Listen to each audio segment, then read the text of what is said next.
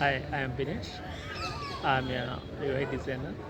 Basically, I am into graphic for more than 15 years and I moved to UI. Now I'm a UI designer, but still I have need more clarification regarding the UX. So I joined Nobletransformationhubai. When still I didn't able to attend any class because I have some this which don't already packed. But anyhow, if I have any doubts or clarification, Jagadish will immediately help me on that to improve my portfolio and other doubts he will be clarifying immediately.